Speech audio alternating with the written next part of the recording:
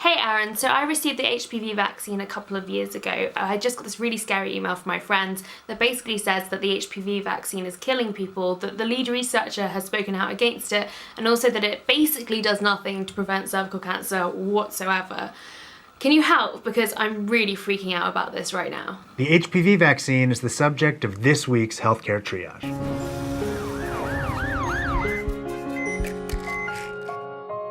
When I was a medical student, interested in becoming a pediatrician, we were warned again and again about a disease called epiglottitis. It's just what it sounds like, an infection of the epiglottis, most often by a bacteria known as Haemophilus influenza type B. It was always an emergency, requiring rapid intubation. Kids died from it.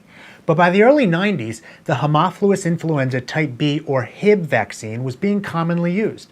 And by the time I was a resident, the incidence of Hib disease had declined by more than 99%. I've never seen a case of epiglottitis, ever. Know why? Because vaccines work. And when people attack them, I start to get a bit upset. As Rosianna said, there's an email going around that claims that one of the researchers who was involved in the discovery of the HPV vaccine has now renounced it. That's not entirely true, but before we get into that, let's start with some facts that no one disputes. Human papillomaviruses are a group of viruses that are known to cause warts. About 40 types of them are transmitted by sexual contact, any type of sexual contact. About 6 million new infections occur each year in the United States. That's a huge number. In fact, HPV is so common that almost all women will have an HPV infection at some time in their life. For the vast majority of them, this isn't much more than an inconvenience. Their immune system fights the infection off and they're fine. But in some women, especially those infected with certain strains of viruses, the infection sticks around. Some of those cases lead to cervical cancer. About 4,000 women die of cervical cancer in the United States each year. About 250,000 of them die from it worldwide. The HPV vaccine was originally developed to prevent women from being infected and thus prevent them from getting cervical cancer later. And that's where we can rejoin Rosianna's story. Dr. Diane Harper, one of the researchers of the vaccine itself, has claimed that the manufacturers of the immunization are overselling its cancer protection properties. She's not totally wrong. One of her complaints is that you need immunity for a long period of time to make sure the protection lasts. The vaccine hasn't been around long enough to prove that's the case. But that's not a reason not to use it. It's a reason to monitor its long-term potency and give a booster if necessary. And we're doing that. Her other claim is that since regular pap smears can detect early problems and help with diagnosis, leading to significantly reduced cervical cancer mortality, we don't need a vaccine. She says that pap smears prevent cancer. That's not true. They help detect it earlier, but cancer still occurs. Moreover, many women don't get pap smears regularly. They cost money and time. And we have pap smears today, and like I said, thousands of women die of cervical cancer every year. And cervical cancer isn't the only cancer that HPV causes. The incidence of rectal cancer has been increasing for decades, and most experts believe that HPV is partially the reason for it. The same goes for oral cancers.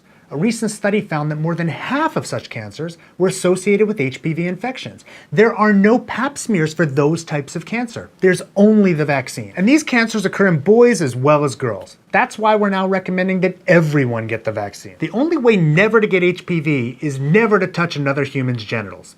Ever. For most people, that's not gonna happen. Even condoms aren't totally protective here, since you can get HPV from an area of skin that's not covered. It's either never, ever, ever touch or get the vaccine. Because the vaccine works. Studies show that. The vaccine was introduced in late 2006. In the 3 years before that, the prevalence of HPV infection in girls aged 14 to 19 years was 11.5%. In the 3 years after it was introduced, the prevalence was only 5.1%. And that's with only a third of girls in that age group even getting the vaccine. Know what would have happened if we'd done better? Another 50,000 girls alive today would not get cervical cancer in their lifetimes if we got that number to 80%. The vaccines are safe too. By last summer, more than 46 million doses of the vaccine have been given in the United States. Initial studies conducted before FDA approval found no serious side effects. A recent safety review by the FDA and the CDC found reports to the Vaccine Adverse Events Reporting System have been consistent with those pre-approval safety studies. In fact, the CDC has investigated many of the deaths allegedly attributed to the vaccine and found that there's no consistent pattern and nothing that links them to getting the immunization.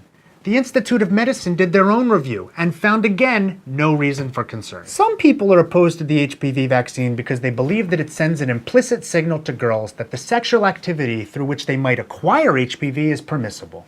In other words, they think that if you give the vaccine to girls, it makes them more likely to have sex. Someone should do a study to see if that actually happens. And of course someone has. Researchers looked at 1,398 girls, of whom 493 got the HPV vaccine and 905 didn't. Then they looked at the pregnancy rates in those two groups, as well as pregnancy testing rates. They even looked at reported contraceptive counseling. You know what they found? There were no significant differences in any of these things between girls who received an HPV vaccine and those who did not. And why do we need to start the vaccine when girls are young? Because it only works if you've never been exposed to HPV before. The only way to guarantee that is to catch kids before they ever have sex.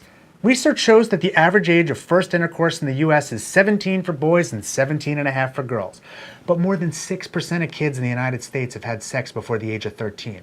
Look, I think that's too young too, but those are the facts. Moreover, vaginal intercourse isn't the only type of sex that can give you an HPV infection. An additional 7% of girls and 9% of boys have engaged in oral sex without ever having vaginal intercourse. Bottom line, about half of the almost 19 million new sexually transmitted infections diagnosed each year are in teens and young adults. We need to catch these kids early. I have one more bit of research for you. The most common reasons that parents refuse the HPV vaccine for their kids are safety concerns and because they think it's not needed. In other words, they're getting misinformation from emails and articles like the one that showed up in Rosianna's inbox. That's a tragedy, and a preventable one. Vaccinate your kids.